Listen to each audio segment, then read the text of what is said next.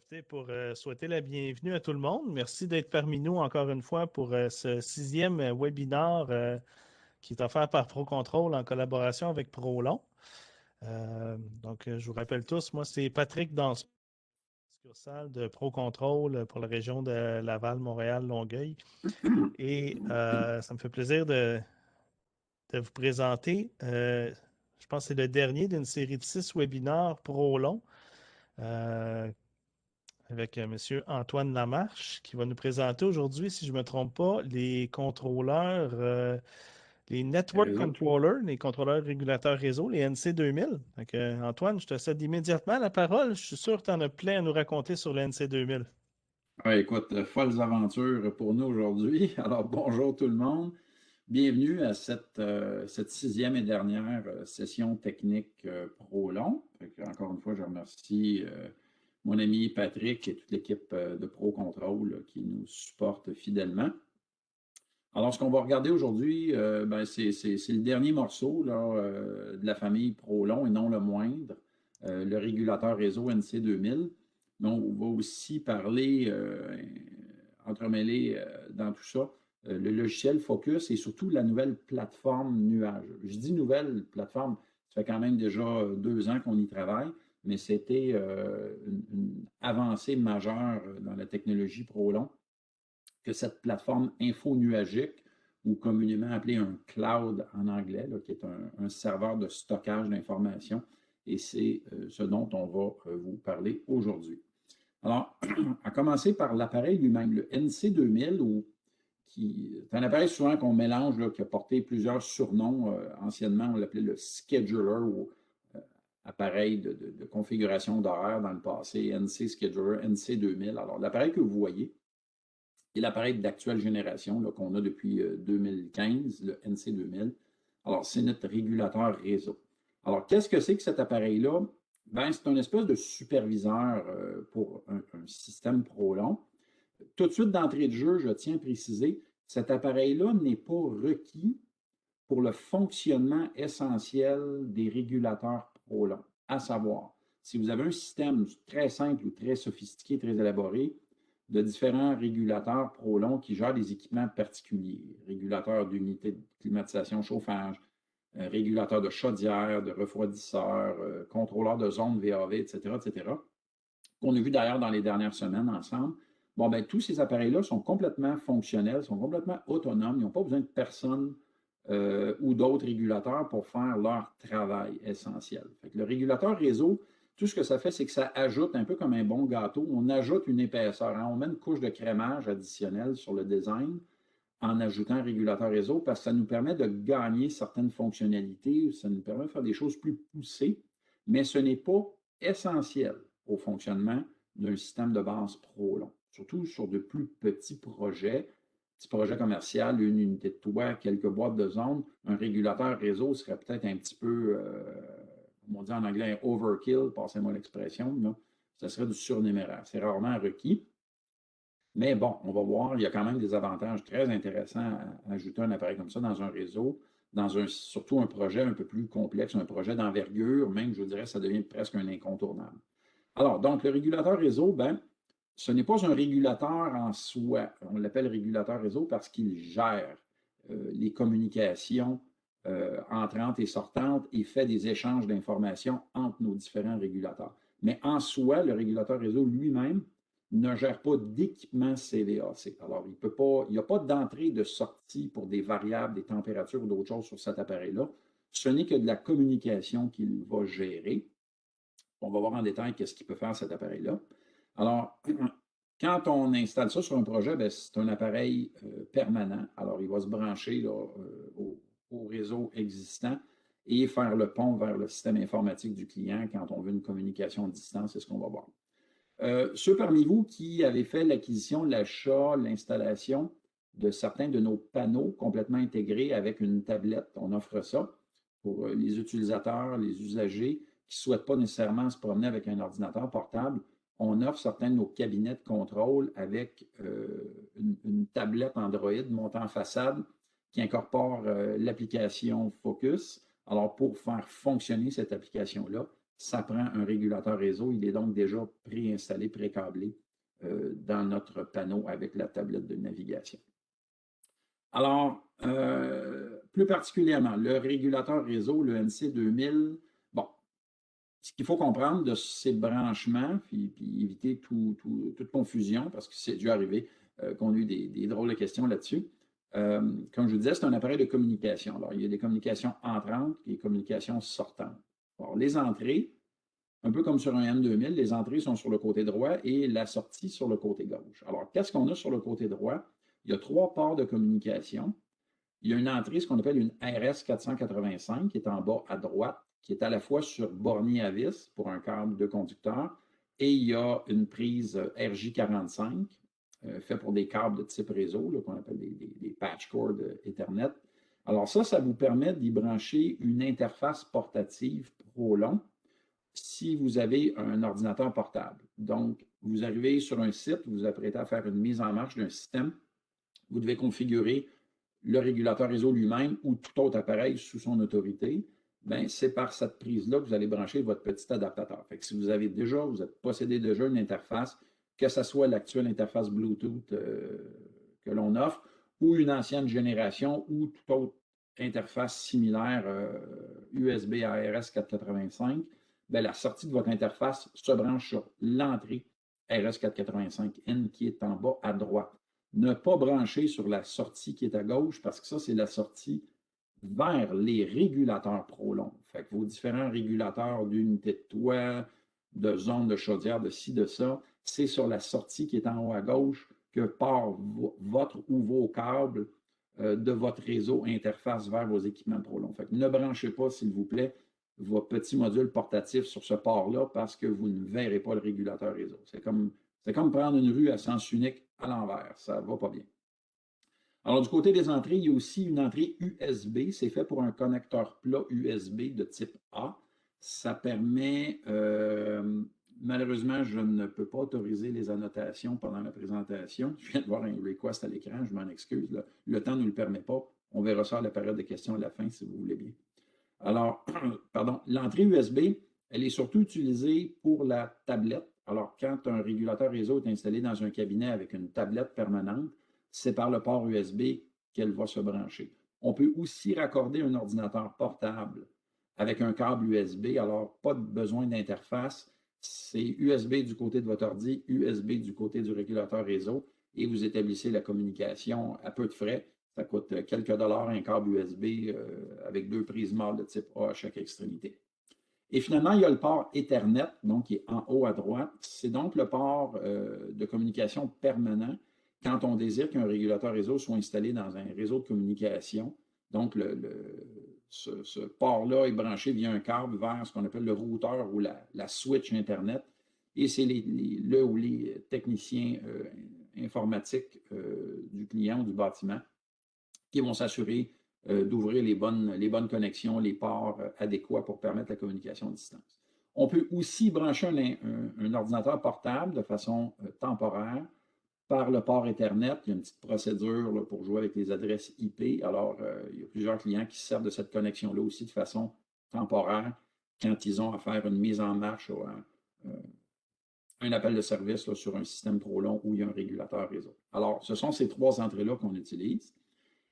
Puis comme je vous disais, côté sortie, ben, la sortie RS485, elle est du côté gauche. Donc, c'est le ou les câbles qui partent de ce point-là pour aller vers votre système de contrôle ProLong. Il n'y a rien d'autre qui se branche là à part des régulateurs ProLong. Et il y a juste en dessous de ça une petite fente pour insérer une carte mémoire, une carte SD, comme vous avez dans les appareils photo numériques, exemple. La carte SD, c'est une mémoire additionnelle qui va vous permettre de faire de l'enregistrement de données. C'est à ça que ça sert. On va voir ça dans un instant. OK. Oups. Bon. Alors, côté fonctionnalité, à quoi sert un NC2000? Qu'est-ce que ça peut nous apporter dans un réseau? D'abord, un NC2000. Bon, premièrement, un NC2000, c'est une espèce d'horloge maîtresse qui gère des horaires d'occupation. Alors, dans le but de faire de l'économie d'énergie, surtout dans les édifices, genre édifices à bureaux où il y a des heures d'occupation très prévisibles, très précises, lorsque les gens quittent le bâtiment, ben, pourquoi chauffer, climatiser un bâtiment vide quand il n'y a pas personne en dedans? On va utiliser des horaires d'occupation, des horaires qu'on va distribuer à différents régulateurs ProLon pour leur dire, ben, regardez, on est en période inoccupée maintenant, donc on peut arrêter l'équipement, on peut repousser les valeurs de consigne de chauffage et refroidissement pour favoriser de l'économie d'énergie, puis évidemment sauver des dollars en bout de ligne.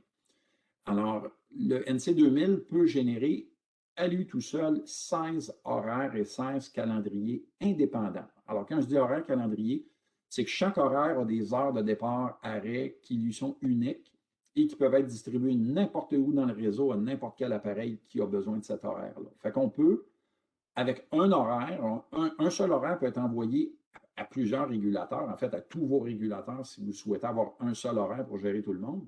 Mais imaginez, vous pourriez avoir jusqu'à 16 horaires complètement indépendants, complètement différents les uns des autres. Il est distribué à qui bon vous semble dans votre réseau. Fait qu'il y a moyen de faire des séquences extrêmement sophistiquées avec ça.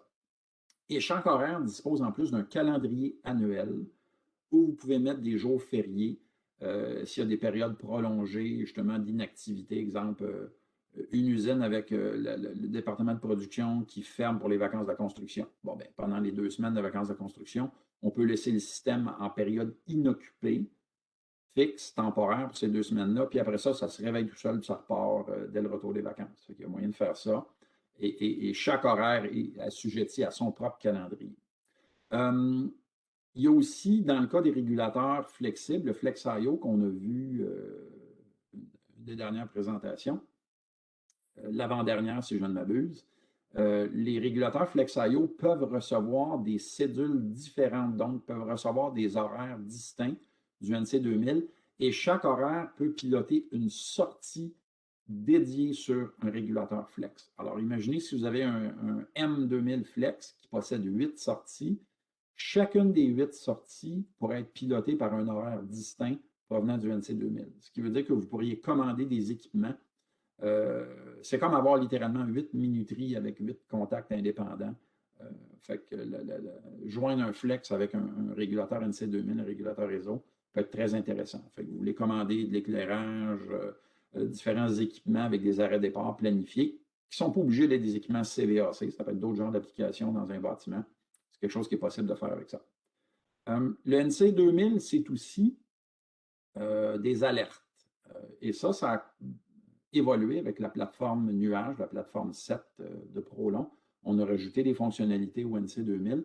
Cet appareil-là peut gérer des alertes et transmet des alertes ainsi que de la supervision par courriel. On a doublé sa capacité récemment. Il peut maintenant faire la lecture, la supervision de 200 points. Quand je parle d'un point, c'est une variable ou un état que n'importe quel régulateur sur un réseau Prolon émet, génère, consulte ou travaille, et le régulateur réseau est capable d'aller lire ce point-là. Alors, il peut s'agir d'une température de pièce, de l'état du ventilateur d'une unité de climatisation, d'une valeur de consigne, d'une valeur mathématique, de n'importe quel paramètre technique pour lequel vous souhaitez être informé. Et le principe d'alerte est intéressant, il fonctionne de 2 façons. Soit que c'est une alerte qui vous est émise parce qu'on a atteint une condition critique, une condition de comparaison.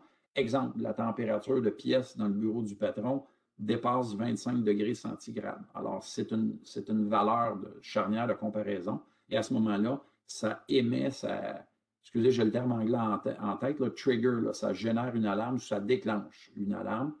Et à ce moment-là, cette alarme-là peut être envoyée par courriel ou maintenant par ce qu'on appelle des notifications envoyées. Ça, c'est avec votre appareil portable, votre téléphone cellulaire. Vous avez un service de notification maintenant que vous pouvez activer dans votre cellulaire. Alors, le NC 2000 peut émettre une notification en cas d'alerte. Mais ce ne sont pas que des alertes en cas de problème ou de valeur, justement, on a atteint ou dépassé une valeur critique. On a aussi un mode de notification périodique, message périodique. Et ça, c'est intéressant. C'est qu'à tous les 24 heures, on publie une liste de points, celle que vous désirez activer. C'est vous qui créez votre liste de points. Et à tous les 24 heures, vous recevez ça, littéralement comme un bulletin de nouvelles qui arrive à heure fixe à tous les jours. Bien, à tous les jours, à telle heure, vous recevez une liste de points que vous avez déterminés et ça vous donne les valeurs de ces points-là Donc, c'est vraiment comme un bulletin périodique. Fait que ça, c'est très intéressant, les gens qui font des suivis serrés sur des systèmes, puis ils veulent s'assurer qu'à tous les jours, bon, les paramètres sont à l'intérieur de certaines fenêtres très particulières, puis ils veulent être informés là, sans avoir à courir après l'information. Fait que ça, c'est des notifications qui sont émises par l'appareil que vous allez recevoir sur vos téléphones mobiles. Ça fait partie des nouvelles fonctionnalités du régulateur réseau. Ce n'est pas que ça, régulateur réseau aussi, c'est de l'enregistrement de données. Ça, c'est quelque chose, une fonction, je vous dirais, qui est peut-être sous-exploitée, qui gagne à être connue. Pour l'enregistrement de données, par contre, il faut absolument se procurer une petite carte SD. La mémoire interne du NC n'est pas suffisante pour faire ça. Pas besoin de carte très puissante. Au contraire, les cartes les plus simples là, de capacité standard de quelques gigabytes sont amplement suffisantes parce que de la capture de points de données d'enregistrement, ça prend même pas des megs, même pas des kilobytes. On parle littéralement de bytes ou octets. Donc, sur une carte de 4 gigabytes, vous pourriez enregistrer probablement plusieurs années de data logging de points. Alors, pas besoin de mettre des cartes de capacité phénoménale, ce n'est absolument pas nécessaire. L'enregistrement de données, elle aussi, elle a augmenté. On avait 50 variables, maintenant on en a 100. Ça veut dire qu'en temps réel, vous êtes capable d'enregistrer 100 variables en simultané. En même temps, vous captez 100 variables et vous enregistrez leur état ou leur variation, comme un magnétophone dans le bon vieux temps. Alors imaginez, vous avez 100 variables en simultané. Alors ces variables-là, encore une fois, c'est n'importe quel phénomène qui est reçu, évalué, traité, contrôlé par n'importe quel régulateur prolong sur un réseau. Encore une fois, ça peut être des variables absolues, ça peut être température, pression, taux d'humidité, bref, n'importe quelle sonde ou capteur qui est raccordé sur un appareil prolong peut être lu et on peut en faire une variable. Ça peut être aussi des états, l'état des sorties de régulateurs, l'état d'une demande, un pourcentage, une consigne.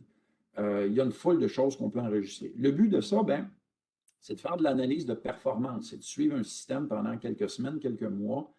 Ça peut vous aider à mettre le doigt, des fois, sur une problématique qui n'est pas toujours évidente à saisir. Des fois, les clients souhaitent avoir la meilleure performance de leur système. Puis, dans certaines circonstances, oups, il y a un petit glitch, un petit problème avec un système, on ne sait pas trop qu'est-ce qui le cause. Bien, en faisant un enregistrement de données, c'est vraiment comme avoir une caméra extérieure qui monitore le phénomène, puis oups, soudainement, on le voit se produire. Et avec l'enregistrement de données, on est capable d'isoler un phénomène, de dire, ah, regarde donc, quand il se passe tel truc et tel truc, tous en même temps, voici comment ça se comporte. OK. À ce moment-là, on est capable d'aller fouiller plus loin, puis de peut-être améliorer les réglages en conséquence, régler le problème, puis améliorer la performance du système. Alors, cet enregistrement de données-là, il se fait sous forme de variables qu'on appelle CSV, qui est des variables classiques enregistrées, et qui se traitent dans des fichiers, des logiciels de traitement, ce qu'on appelle de data logging. Alors, vous êtes libre d'utiliser des logiciels externes d'autres sources qui sont capables de traiter des données CSV. Nous, à même le logiciel Focus, on a intégré, tout à fait sans frais, une page Excel. Alors, ça se traite par Microsoft Excel. On a même rajouté la page à même le logiciel. Quand vous faites de l'enregistrement de données, et que vous allez stopper l'enregistrement pour aller faire une lecture des données que vous avez accumulées, bien, vous appuyez sur le petit bouton à même le logiciel et ça vous ouvre la page graphique Excel et vous êtes apte à aller lire vos paramètres, lire vos variables 2 par 2 à l'écran et faire votre étude de performance à ce moment-là. Un des derniers points, et non le moindre, qui rend le NC 2000 extrêmement intéressant, surtout dans un projet un petit peu plus ambitieux, c'est le partage de la température extérieure. Et ça, c'est très intéressant quand vous avez, exemple, un projet avec plusieurs unités de ventilation, plusieurs unités de toit, mettons, des climatiseurs de toit. Inutile de brancher une sonde extérieure à chaque unité indépendante, ce qui serait requis si vous n'aviez pas le NC2000. Chaque appareil doit avoir sa sonde, sa lecture indépendante. Mais dès que vous avez un NC2000, bien, ça ne prend qu'une seule sonde dehors. On s'entend qu'il y a une seule température extérieure, n'est-ce pas, là, qui encercle le bâtiment. Alors, ça vous prend une seule sonde dehors. Et cette sonde-là, ben, vous la branchez à n'importe quel régulateur prolong qui a une entrée pour lire la sonde extérieure. Ça peut être un régulateur de climatiseur, ça peut être un régulateur de chaudière, un régulateur d'apport d'air frais ou autre appareil dans notre gamme qui a une entrée dédiée pour la température extérieure. Et ce que fait le NC 2000, il y a une fonction qu'il faut activer, je vais vous la montrer tout à l'heure, c'est qu'il va aller lire l'information de température extérieure dans le régulateur qu'on lui mentionne, qui devient donc la source de l'information. Fait qu'il va aller lire cette information-là et va redistribuer selon une liste d'invités qu'on va lui créer. Donc, on va lui dire à qui il doit redistribuer cette information-là.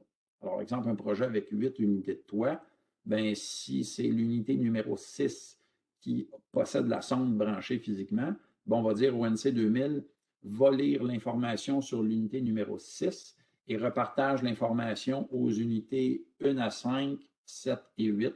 Et comme ça, les 8 unités vont avoir la lecture en temps réel.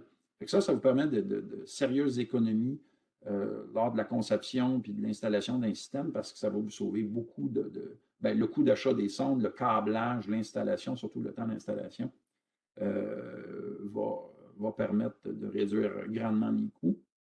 D'ailleurs, à une certaine époque, on a fait un calcul, on avait réalisé que 4 unités de toit, 4 à 5 unités de toit, l'économie globale là, pour l'utilisateur final, l'économie d'installation à poser une seule sonde plutôt que 5, ben, cette économie-là, elle seule, couvrait amplement le prix d'achat du module NC 2000 par l'entrepreneur. Alors, beaucoup d'entrepreneurs l'installent sur des projets où il y a plusieurs unités, ne serait-ce parce que ça leur sauve du temps et des sous, et l'appareil est déjà là pour une utilisation future ou une intégration future dans un réseau de communication.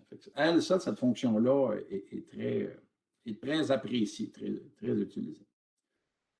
Si on parle de connectivité réseau, alors le NC 2000, bon, il sert, comme vous avez vu, à plusieurs choses, mais la raison première, je vous dirais, de son installation, c'est d'être le point de communication. C'est d'ouvrir le système Prolon à la communication extérieure. Donc, on veut être capable d'accéder au système, soit de l'intérieur du bâtiment, l'utilisateur, le propriétaire immobilier ou le gestionnaire immobilier souhaite lui-même voir ce qui se passe dans l'équipement de ventilation. Alors, peu importe où il se trouve à l'intérieur du bâtiment avec un ordinateur, il va être capable d'accéder puis de lire.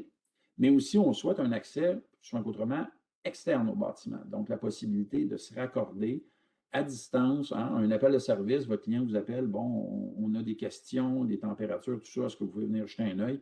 Bien, plutôt que de se déplacer à chaque fois, aller sur le site, surtout si le site est distant, ben, ça devient très intéressant d'avoir un NC 2000 et un port de communication ouvert. Fait que de votre bureau, peu importe où vous êtes avec votre ordinateur ou votre appareil portable avec l'application Focus, vous êtes capable de vous raccorder à distance dans un système, de tout voir, de changer les paramètres, changer les réglages des contrôleurs, puis de faire un diagnostic complet. Fait que, une des méthodes les plus utilisées, c'est celle où on ouvre un port de communication direct sur l'appareil, donc c'est intégré directement sur le routeur du bâtiment. Et on travaille avec une adresse dite fixe, une adresse statique fixe. Et ça requiert la redirection de port, ce qu'on appelle un port forwarding, le port 502. Ça, généralement, on a besoin de l'assistance du technicien informatique parce qu'il y a des, comme on dit, il y a une configuration à faire dans le routeur du bâtiment. Le routeur doit communiquer avec le NC 2000. Alors, il faut mettre dans le NC 2000 généralement une adresse fixe dont le routeur va tenir compte pour ses communications. Puis après ça, dans le routeur, ben, il y a justement par la redirection de port, il y a tout un principe qu'il faut mettre en place, à savoir quand il y a un message externe du logiciel Focus pour parler au système, ben, il faut laisser ce message-là passer, il faut le rediriger par le port approprié vers le NC 2000 qui est à une adresse spécifique. Alors, ça fonctionne très bien. C'est une technique qui est utilisée depuis des années. C'était la première façon de faire qu'on avait. Ça demande par contre un petit peu plus d'exigence côté sécurité.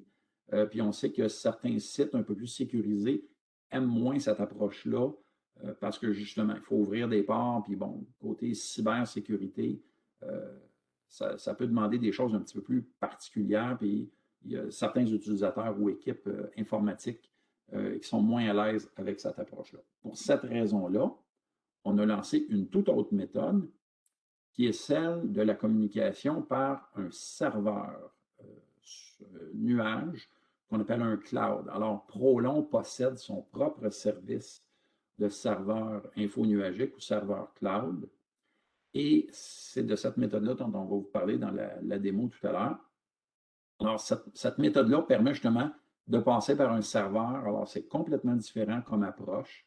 La configuration dans le routeur est beaucoup simplifiée. Tout ce dont on a besoin, c'est un port de communication ouvert. Donc, vous pourriez vous brancher votre laptop. Si vous ouvrez une page web et que la communication fonctionne, ben voilà, c'est pas plus compliqué que ça. Le protocole de communication est hautement encrypté, c'est très sécurisé. Et la beauté de ça, c'est qu'il n'y a aucun frais. Alors, l'info nuage Prolong est un peu comme une espèce de service de boîte à mal, de boîte postale. Le logiciel Focus interroge la boîte postale et le NC2000 aussi interroge la boîte postale et c'est à travers cette boîte postale-là qu'ils s'échangent des informations. Alors, c'est comme une communication indirecte, c'est beaucoup moins, c'est perçu beaucoup moins comme une menace par les réseaux informatiques et c'est infiniment plus simple et on va vous la montrer comment ça fonctionne, cette méthode-là. Dernier point, et non le moindre, tout ça est absolument gratuit. Aucun frais n'est chargé ni facturé par Prolong pour l'utilisation du service de communication nuage ou pour le stockage des projets, comme je vais vous expliquer dans une seconde. Aucun frais, aucun abonnement, c'est ça la beauté de cette technologie-là. Prolong ne facture que les modules qui vendent les appareils en soi. Après ça, les services de communication et de logiciels, tout ça est absolument sans frais. La beauté, justement, bon, un petit survol du logiciel, mais on va vous le montrer live, ça va être bien plus le fun. D'ailleurs, la plupart d'entre vous, je crois, êtes déjà familiers avec le logiciel Focus. On vous l'a montré dans les dernières présentations quand on a parlé de nos différents petits régulateurs. Fait que le logiciel Focus, bon, je le répète encore, c'est sans frais. Vous le téléchargez directement de notre site web, www.prolongcontrols.com, puis vous allez directement sur la barre du haut, puis vous pouvez télécharger le logiciel. C'est à travers ce logiciel-là que se fait tout le travail vers les systèmes Prolong. Donc, ça permet de voir les régulateurs, ça permet de visualiser toutes les données, les paramètres, les variables. Ça vous permet de comprendre qu'est-ce qui se passe et ça vous permet de rentrer dans les contrôleurs et de les configurer. Donc, changer les séquences, changer les points de consigne, changer les valeurs techniques, faire des tests, forcer des sorties. Donc, c'est vraiment l'outil multi-usage, multidisciplinaire, je dirais, qui vous permet de tout faire. Et autant pour les propriétaires ou utilisateurs, gestionnaires immobiliers qui veulent voir le système, que les entrepreneurs qui le mettent en marche, qui l'utilisent comme un outil de travail pour le configurer, préparer le système. Tout se fait avec le logiciel Focus. Il n'y a pas de création de graphique à faire. Ce n'est pas comme un gros logiciel de système automatisé très puissant. Il n'y a aucune fabrication graphique. Les graphiques suivent littéralement la configuration des régulateurs. Fait que vous changez une configuration dans un appareil, le graphique s'adapte et suit la nouvelle configuration automatiquement. C'est plein de filets de sécurité. Si vous essayez de mettre des valeurs complètement hors champ dans une case, vous essayez de rentrer un point de consigne ou une valeur qui n'est pas acceptée par le système, il va y avoir des messages d'erreur qui vont dire non, vous n'avez pas le droit de mettre cette valeur-là, vous devez mettre en telle et telle valeur. C'est très sécurisé. Puis il y a même moyen d'intégrer, ça c'est intéressant, sur les pages graphiques de notre logiciel, des plans d'étage. Alors, on peut insérer une image en fond d'écran où vous voyez littéralement l'espace où sont implantés les systèmes, chacun des locaux, des zones. Vous pouvez mettre vos petites icônes de régulateurs. On peut vraiment personnaliser l'espace graphique. C'est très intéressant ce qu'on peut faire avec ça. Le nuage, maintenant, ça c'est la partie un peu plus intéressante, puis on va vous le montrer live là, dans la petite navigation dans quelques instants. La nouvelle plateforme nuage du logiciel Focus. Je comprends que ça peut être source de confusion. Le nuage, c'est deux choses. Puis on va vous le montrer avec la petite navigation. Le nuage, c'est à la fois le service de communication d'accès à distance que je vous ai décrit, mais c'est aussi la plateforme que vous utilisez pour gérer vos différents projets. Vous créez un projet, vous le sauvegardez, vous pouvez maintenant le sauvegarder sur un compte nuage. Alors ça c'est le fun, c'est vraiment deux aspects de nuage. Fait que Focus il est offert sur multiples plateformes, autant ordinateur de technologie PC, tout ce qui est Windows, ordinateur Apple, donc tout ce qui est Mac, puis évidemment les deux plateformes portatives du logiciel, donc en version application, pour des téléphones, tablettes Android ou pour iPhone, iPad, donc la plateforme iOS. On va le voir, quand vous ouvrez un compte cloud, quand vous gérez un compte cloud, c'est un peu comme ouvrir un compte de banque. puis d'ouvrir un portail Internet, puis de faire vos transactions bancaires par Internet avec votre ordinateur, puis votre carte de guichet. Alors maintenant, tous vos projets, vous pouvez les stocker dans un compte nuage. Encore une fois, il n'y a pas de frais, c'est gratuit. Vous ouvrez un compte, puis vous pouvez y déposer tous vos projets. Puis une fois que vos projets sont là-dedans, la beauté, c'est que vous pouvez les partager. Alors, au lieu d'avoir 3-4 personnes qui ont 3-4 versions différentes du même projet, puis qui peuvent causer des collisions et des problèmes, bien maintenant, il y a une personne qui le crée et qui partage avec les autres utilisateurs qui doivent avoir accès à ce projet-là pour diverses raisons. Alors, tout se fait d'un point central. Il y a un seul fichier maintenant pour tout le monde. Beaucoup plus facile comme ça. Et surtout, l'élément sécurité, hein, en cas de perte ou de bris de l'ordinateur, bien, vos projets sont sécurisés. Alors, plutôt que stocker vos projets sur un PC, il arrive un problème avec votre PC, il brise, vous le faites voler, vous l'échappez en bas d'un escabeau, puis vous venez de perdre tous vos fichiers de travail, bien là, au moins, vos fichiers sont protégés sur un compte nuage. Changez d'ordinateur, ne changez pas de compte, vous avez toujours votre compte. Vous rentrez votre nom de compte, votre mot de passe, vous accédez à votre compte, tous vos projets sont là. C'est comme de l'argent. Hein? Pourquoi cacher de l'argent, des billets de banque comptant dans un bas de laine en dessous du matelas? Si le matelas passe au feu, vous perdez votre argent. Alors que si vous allez le déposer à la banque, bien, il est protégé. C'est le même principe ici. Alors, c'est ce qu'on va voir avec la plateforme nuage. Ce qui est important de comprendre, c'est que l'accès à un compte nuage, ce n'est pas une obligation. Vous pouvez très bien travailler en mode local lorsqu'un accès Internet n'est pas possible. Je vais vous le montrer dans une petite seconde quand on va s'y rendre avec la démo. Dernier point qu'on va voir justement avec un compte nuage, c'est toutes sortes de possibilités très intéressantes qui n'existaient pas avant. C'est d'être capable de gérer, premièrement, qui sont les participants qui peuvent se raccorder à un système et quels droits ont ces participants-là. Alors, de la minute où vous créez un projet, généralement, c'est l'entrepreneur qui fait la mise en marche d'un système pour la première fois, qui va créer et sauvegarder un fichier de projet sur son compte nuage et il devient de facto l'administrateur de ce projet-là. Alors, une fois qu'il est administrateur, il peut octroyer des accès, donc des droits de participation. Ça peut être l'usager, le gestionnaire immobilier, l'équipe d'entretien, ça peut être d'autres collègues dans la même compagnie. Ça peut être votre distributeur ProControl, si vous souhaitez qu'ils aient accès au système pour vous donner un coup de main et jeter un œil. Ça peut être nous, on l'a déjà fait aussi. Alors, vous gérez qui est participant au système et quel niveau vous leur donnez. Niveau avancé, ils ont accès à tous les réglages. Généralement, les gens techniques, les gens de CVAC, les entrepreneurs, les frigoristes, les spécialistes de ProControl, ProLong, d'habitude, on a des droits avancés, ça nous permet de tout voir, tout toucher. L'accès standard, c'est surtout les usagers. Donc, ça vous donne accès à ce qui importe pour le confort du bâtiment, le confort de vos systèmes, à savoir les points de consigne, les plages de consigne, les horaires que vous pouvez gérer dans le régulateur réseau ou l'horloge de certains contrôleurs qui ont leur horloge intégrée comme les M2000. Par contre, les utilisateurs standards n'ont pas accès aux réglages dits techniques. Alors, ce qui pourrait accidentellement changer la séquence d'opération d'un appareil, on ne leur donne pas accès à ça parce qu'on prend pour acquis que ce sont les spécialistes CVAC, les techniciens, les frigoristes qui doivent jouer dans ces trucs-là. Et eux ont l'accès avancé. Alors, il y a d'autres fonctions qu'on va voir, des blocs-notes. Ça, c'est le fun. Le bloc-notes permet, exemple, à un frigoriste qui fait une visite saisonnière à un système, d'écrire des notes. C'est vraiment comme avoir un pad papier, mais il est virtuel et le pad il est intégré dans le fichier du projet.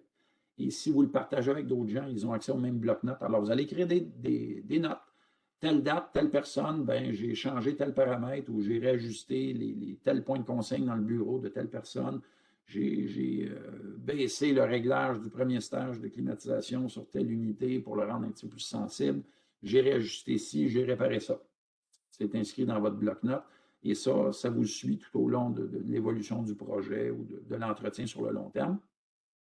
Les logs d'accès permettent de voir qui s'est logué au système, qui a accédé au fichier, quelles modifications ils ont fait. Puis la fonction snapshot, ça c'est intéressant. Le snapshot vous permet de prendre une photo et de la conserver, une photo de la configuration des régulateurs. Ça c'est intéressant si vous voulez pousser un petit peu la performance d'un système, mais avant de commencer à changer les réglages puis de vous y perdre, vous prenez comme une espèce de photo de sécurité de la configuration initiale. Vous saviez que ça marchait bien, mais vous souhaitez pousser ça un peu plus loin. Alors, le snapshot, ou justement la fonction de photographie, vous permet de garder un souvenir et éventuellement de la réappliquer sur les régulateurs si vous réalisez que, bon, vous êtes peut-être allé trop loin et que ça ne fonctionne pas l'idée que vous aviez en tête. Vous pouvez réappliquer le contenu de ça. Fait que ça, c'est toutes des choses qui sont possibles maintenant avec les projets sur la plateforme nuage. Fait que ça complète la petite partie présentation PowerPoint. Et encore une fois, on remercie ProControl de leur soutien. Puis n'hésitez pas à communiquer avec PK pour tous vos projets de régulation ProLong. Je ne sais pas si je m'adresse à ma collègue Sophie. Est-ce qu'on a des questions à ce point-ci? Oui, j'ai une petite question ici de la part de Soumad.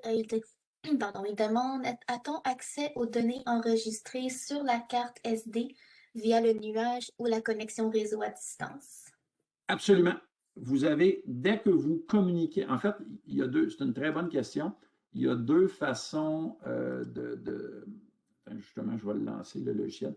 Il y a deux façons de lancer, que dis-je, je me mélange. Deux façons de récupérer l'information, dis-je. Vous devez parler au NC2000 en communication à distance, alors que vous soyez par communication infonuagique, adresse fixe IP ou raccordé physiquement sur place avec un ordi portable, ça ne fait aucune différence.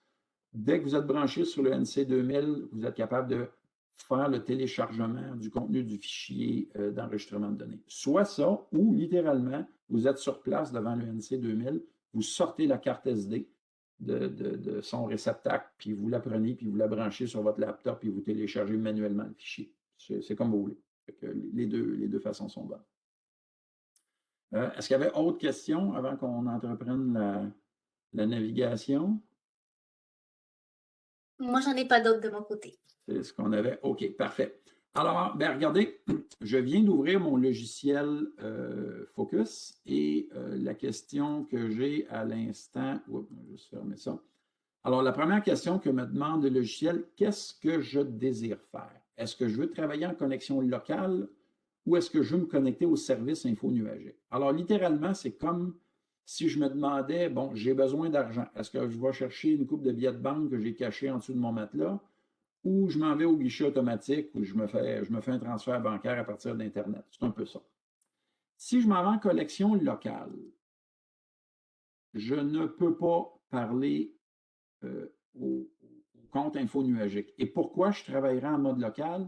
S'il m'est impossible, au moment où je me branche sur les équipements, il m'est tout à fait impossible d'avoir un accès Internet.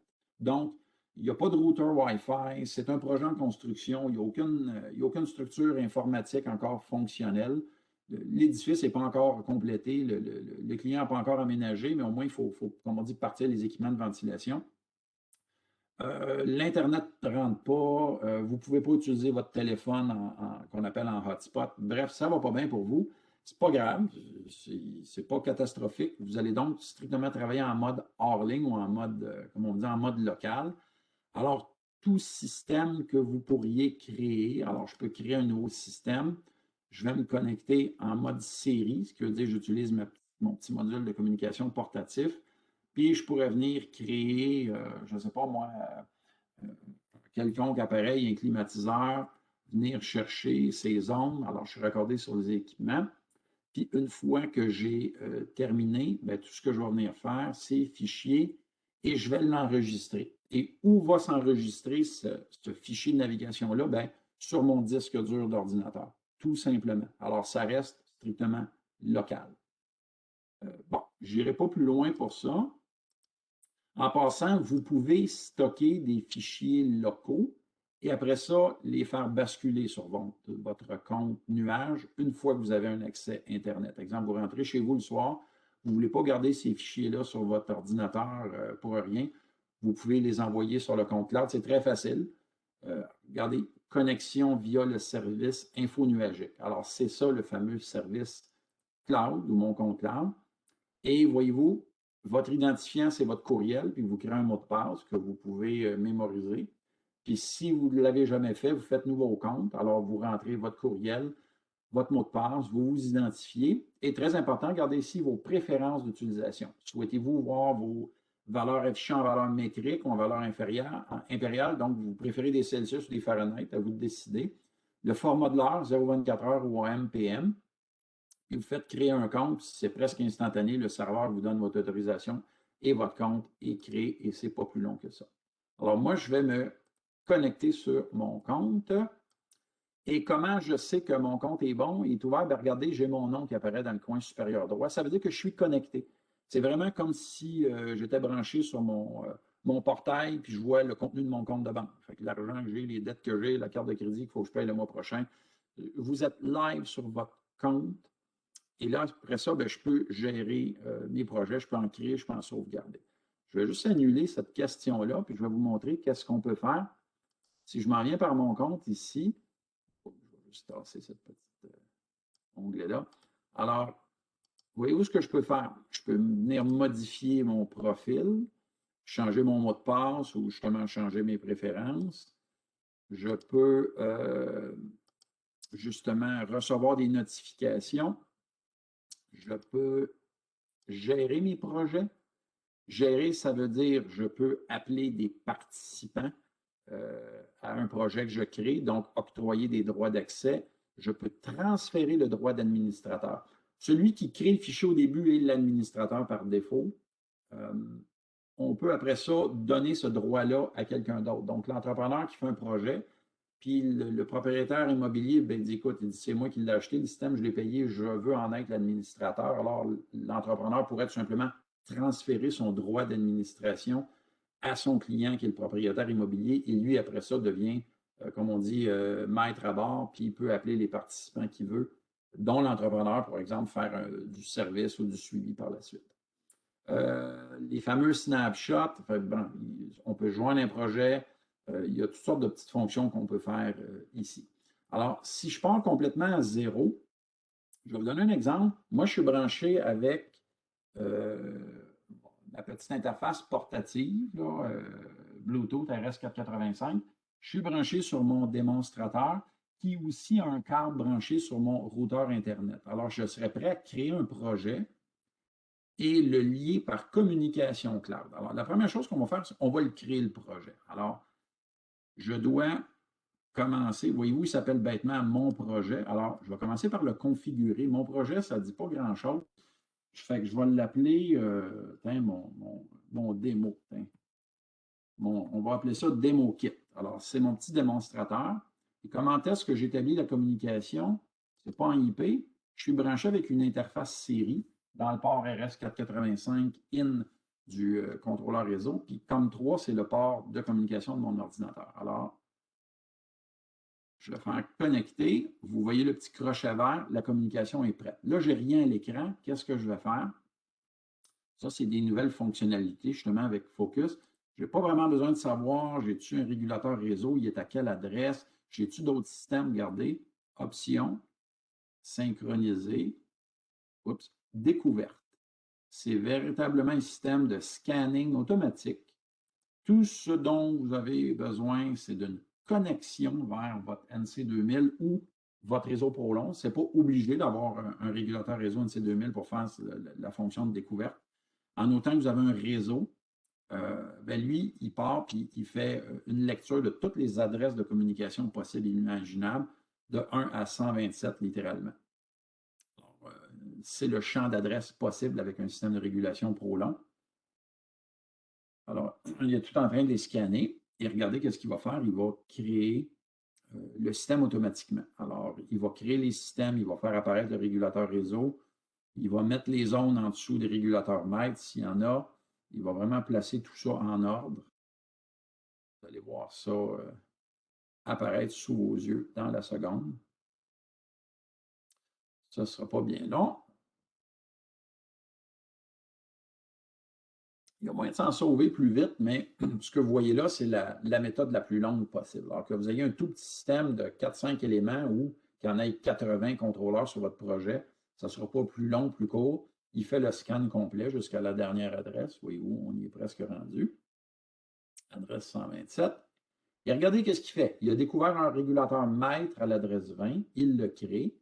Il a trouvé ceux qui sont sous son autorité. Il les a créés.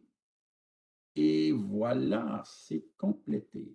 Et regardez ici, régulateur synchronisé 6. Il a trouvé 6 appareils ProLock. Ben, je regarde ça, j'en vois bel et bien 1, 2, 3, 4, 5 et j'en ai 6 sur ma table. Pourquoi j'en vois juste 5 ici? Ben, je suis dans un système qui est un climatiseur, qui est un mètre. J'ai 2 régulateurs de zone, j'ai un régulateur flexible et un régulateur de chaudière. C'est les appareils qu'on a vus dans les dernières semaines. Si je m'en vais au niveau global, c'est lui le 6e régulateur, c'est notre fameux NC2000 ou régulateur réseau. Il est ici, avec l'heure et la date qui sont bons. Donc, ça veut dire que je suis vraiment branché dessus, comme on dit, live. Là. Je suis branché en temps réel. Alors, comme je suis ouvert sur mon compte nuage, je viens de créer mon système. Bon, ça, c'est un tout petit système, mais il pourrait évidemment être beaucoup plus complexe avec beaucoup d'appareils. Qu'est-ce qui reste à faire après ça? Le plus important, fichier enregistrer. Je vais l'enregistrer sur mon compte nuage et regardez, j'ai même la possibilité d'en faire une double copie sur mon ordinateur. Ce n'est pas une obligation de le faire, mais vous pourriez le faire si vous souhaitez avoir une double copie. Je vais faire OK. Je viens donc de sauvegarder ce projet-ci sur mon compte cloud. Et pour vous le prouver, regardez, on va carrément sortir de là et je vais relancer Focus, réouvrir mon compte, connexion service info nuage, je rouvre mon compte. Et regardez, il m'offre carrément le dernier que j'ai accédé. Je vais plutôt aller dans ouvrir un projet sauvegarder. Et ça, vous allez voir toute la liste des projets auxquels moi j'ai accès. Alors, dans mon compte cloud, regardez, j'ai tous ces projets-là. Certains projets, c'est des projets partagés avec des clients ou certains de nos distributeurs. Il y a un petit peu toutes sortes de choses là-dedans. Et regardez, j'ai mon démo kit. Je appuie sur démo kit. Ça le dit. Créé le 13 avril, j'ai 6 régulateurs, j'ai un système. Je fais ouvrir. Il me demande COM3, est-ce que c'est ton port de communication pour y parler à ce système-là? Ben oui, c'est par ma petite interface portative. Alors, je connecte. COM3, vous voyez le petit crochet. Et voilà, j'ai... voyons, j'ai ce truc-là dans la face. Alors, j'ai mes appareils. Dès que vous avez des couleurs vives, c'est que vous êtes branché dessus en temps réel, puis vous pouvez les ouvrir puis naviguer dans vos appareils. OK, ceci dit, ben justement, mon appareil de climatisation ici. Si je veux maintenant communiquer avec ce système-là à distance, donc je veux créer le pont de communication info-nuage, qu'on appelle la communication cloud, ce qu'il faut, c'est qu'il faut venir consulter notre régulateur réseau ici. Alors, vous voyez quand on ouvre le régulateur réseau, toute sa liste de points de configuration est ici. Alors, voyez-vous, on est à l'accueil. Et qu'est-ce que je vois? Bien évidemment, date et heure. Si jamais ils ne sont pas bons, on fait modifier. Et on vient changer ou tout simplement prendre l'heure de votre ordinateur. Si elle est bonne, on la copie. Ou si vous avez des changements à faire, on fait OK. Il va synchroniser tout ça. Voyez-vous, horaire actif et à qui j'envoie l'horaire? À mon climatiseur. Donc, ça veut dire qu'il y a déjà un horaire de créé qui s'appelle horaire 1. Voyez-vous, de 8 h le matin à 17 h. Et si je m'en vais dans ma liste de distribution des horaires, voyez-vous, j'envoie l'horaire 1 au régulateur numéro 20. Je pourrais aussi décider de mettre un autre régulateur, exemple mon régulateur flex, la cédule de temps numéro 1. Puis si j'avais un autre horaire, je pourrais dire, ben, je vais te mettre l'horaire numéro 2, l'horaire numéro 3. Il faudrait que je compose plus d'un horaire pour ça, mais c'est ici que ça viendrait se faire à ce moment-là. Alors, c'est comme ça que je vais distribuer mon horaire. OK. Pour ce qui est de la communication, je m'en viens à l'onglet communication. Et c'est ça qui est important. Permettre la communication info-nuagique. Alors, c'est ici qu'il faut venir s'assurer que la petite case est crochetée pour permettre la communication info-nuage. Et par défaut, il est en mode de communication dynamique ou DHCP. C'est donc le serveur qui va lui attribuer une adresse IP roulante. Alors, l'appareil est prêt pour la communication. Fait qu'on fait juste... je fais juste appliquer par sécurité et je reviens à l'accueil. Et quand vient le temps de créer le pont de communication, je positionne mon curseur sur le régulateur réseau, j'appuie avec le bouton droit qui me permet d'afficher le code d'identification unique de cet appareil-là, qui s'appelle le code NCID. Ce code-là, c'est un identifiant qui va vous permettre de lier cet appareil-là avec ce projet-là. Et c'est comme un mariage. Une fois le mariage est fait, il n'y a pas de divorce possible. En fait, oui, il y a un divorce, mais il faut que les deux soient consentants pour divorcer. Alors, on va on va copier ce code-là. Alors, je l'ai mis dans mon presse-papier, puis regardez ce que je fais après. On va venir créer le pont de communication cloud, puis on va lui parler à travers le service cloud. Alors, il faut que je coupe ma communication avec mon port série, parce que je ne peux pas avoir deux liens en simultané différents. Et je m'en viens dans la gestion de la configuration de mon projet sous l'onglet Connexion. Et regardez ici, là, j'étais en lien série, mais là, moi, je veux m'en aller en communication de type info-nuage. Et il faut que je crée une association. Vous voyez où ça le dit? La communication en mode info-nuagique n'est pas disponible sans l'association d'un régulateur. Alors, je vais appuyer Associer.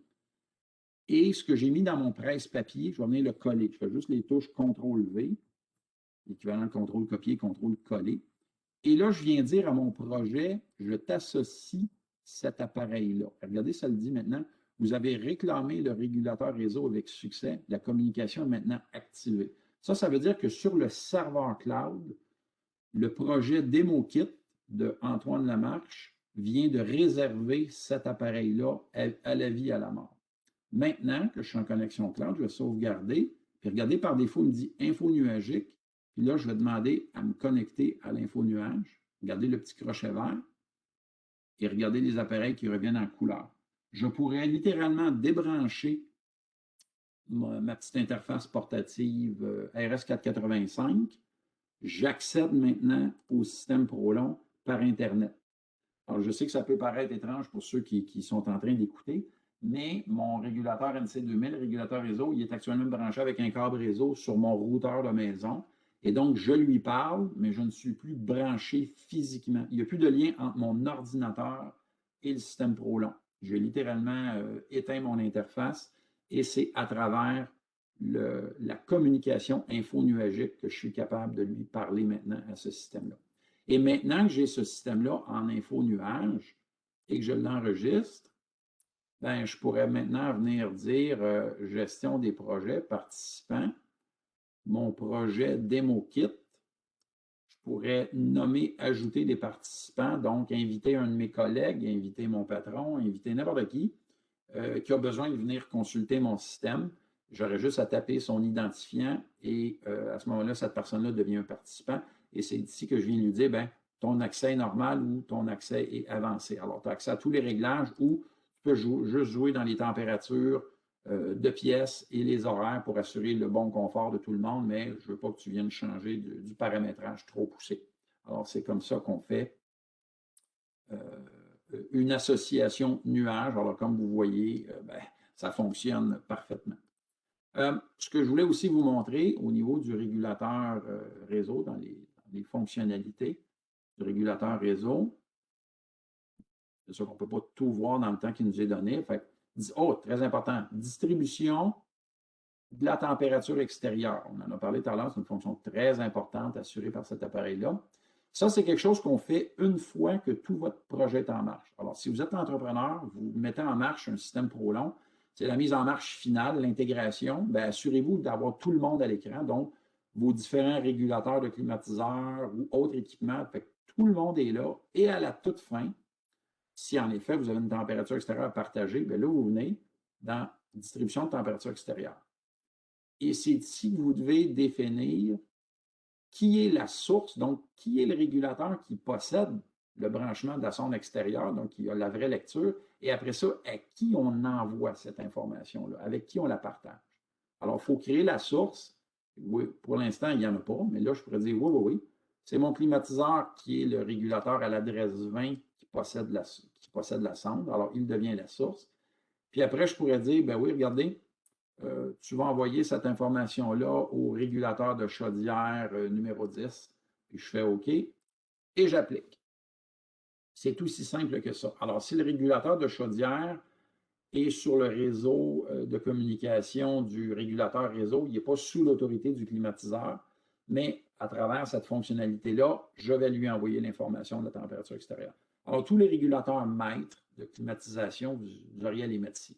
Vous n'avez pas besoin de mettre vos régulateurs de zone. Les régulateurs de zone sont déjà sous l'autorité d'un régulateur maître et de cette façon-là, il recevrait déjà la température extérieure. Fait que ce que j'ai fait, c'est un petit peu une redondance parce que mon régulateur de chaudière ici, il est déjà sous l'autorité du climatiseur. Fait que par défaut, la température extérieure, il la recevrait déjà. Mais si votre régulateur de chaudière est ailleurs dans le réseau, donc s'il relève directement du réseau global, ben s'il n'y a pas de sonde physique, il ne l'aura pas. Fait que c'est par cette fonctionnalité-là que vous venez de voir qu'on crée ce partage-là de la température extérieure.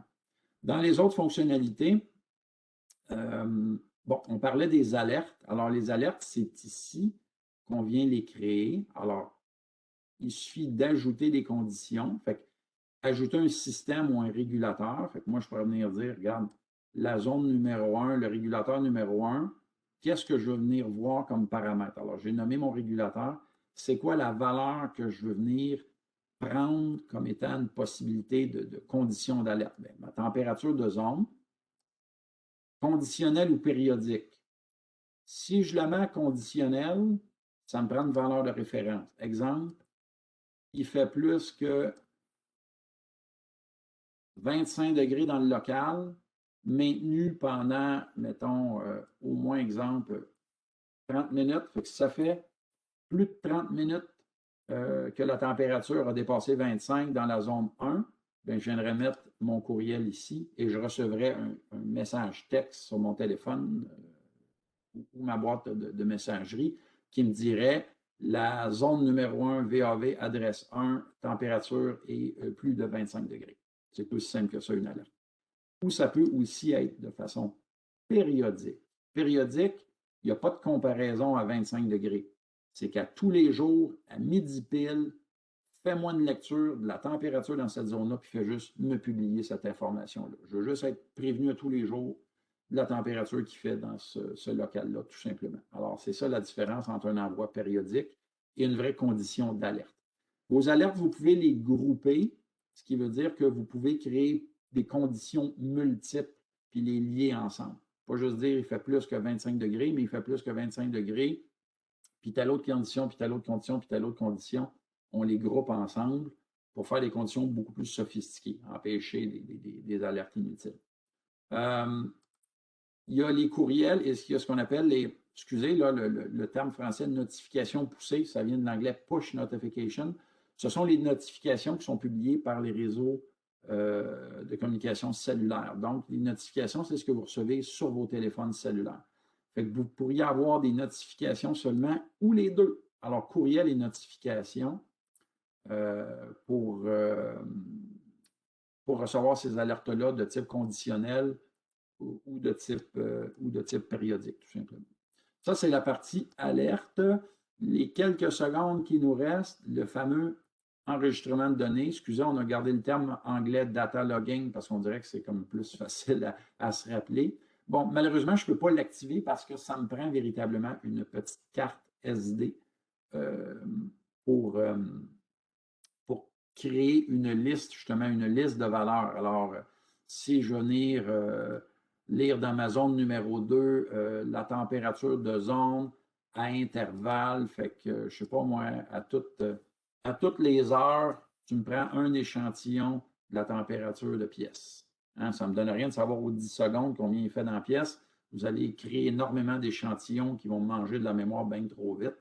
Alors, si j'avais une carte SD, j'aurais juste à appuyer sur le bouton Start, puis je pourrais partir mon enregistrement. D'ailleurs, dès que vous y mettez une carte, il va vous donner la taille de votre carte puis la taille de l'espace fichier disponible. Vous pouvez même déterminer la taille maximum du fichier que vous souhaitez enregistrer, le temps qui va durer, le nombre d'échantillons qu'il va prendre, etc., etc.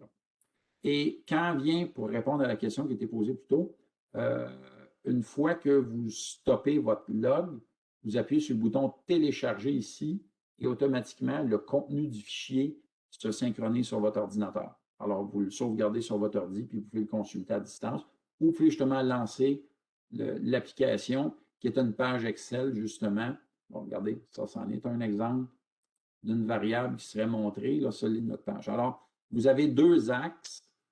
Vous pouvez enregistrer 100 variables, mais au niveau graphique, vous pouvez les illustrer deux à la fois parce qu'il n'y a seulement que deux axes, axe gauche, axe droit. Alors, voyez-vous ici, l'axe gauche, température. Donc, vous avez une échelle de température. Vous pouvez faire un zoom in, zoom out. Alors, exemple, ici, on voit que la température a fluctué d'à peine 0,2 degrés, a monté, puis après ça, a baissé. Et vous avez l'échelle de temps ici. Alors, voyez-vous, ça a duré de 17h38 et 50 secondes à 17h40 et 34 secondes, donc un peu moins de 2 minutes, mais ça pourrait être une journée, une semaine, un mois complet, là, cette échelle de temps-là, puis vous pouvez, comme une caméra, faire un zoom in, zoom out, donc voir un phénomène sur une très courte période de temps ou une période de temps beaucoup plus large. Alors, c'est à ça que sert cet utilitaire graphique-là là, qui est intégré directement dans notre appareil ici. Dernier point, malheureusement, toute bonne chose a une fin, l'élément communication, je vous l'ai montré, c'est ici, dans le fond, qu'on fait la configuration initiale de notre appareil NC2000 quand on veut permettre la communication info-nuagique, qui est toujours en cours d'ailleurs. Je parle toujours par principe nuage, par la passerelle nuage à mon système. Alors, c'est ici qu'on vient faire la configuration de cet appareil-là. Il est déjà 13h, 13h02. J'ai dépassé d'un gros 2 minutes. Est-ce qu'on a des questions? Si vous avez des questions, des gens parmi vous aimeraient discuter, approfondir le sujet, c'est sûr qu'on vous invite à communiquer avec nous. Je vais revenir, si vous permettez, à notre image justement de nos amis de ProControl, que vous ayez leurs coordonnées, tout leur bureau. Ne vous gênez pas là, pour parler aux experts de ProControl ou même nous appeler directement, nous, chez Prolon, si vous souhaitez là, pousser un petit peu plus. Je ne sais pas si on a des questions. Peut-être on peut prendre une question ou deux. Là, on étire un petit peu. Moi aussi, je n'ai pas de questions, Antoine. Il n'y a pas de questions. OK. En tout cas, s'il y en a parmi vous qui ont des questions, ne vous gênez pas. Appelez-nous. Appelez ProControl. Je tiens à remercier tout le monde d'avoir participé à ces sessions-là. Il y en aura d'autres, ne vous gênez pas. Faites-nous savoir vos intentions s'il y a des sujets techniques là, parmi nos produits, nos technologies que vous souhaiteriez voir couverts par une petite formation sous cette forme de capsule-là. Faites-en part à ProControl qui vont nous acheminer ça. Puis avec grand plaisir, là, on pourra vous présenter là, de nouveaux sujets là, dans les semaines, mois et années à venir. Alors là-dessus, un gros merci à tous et à toutes et je vous dis à une prochaine occasion. Au revoir. Bonne journée.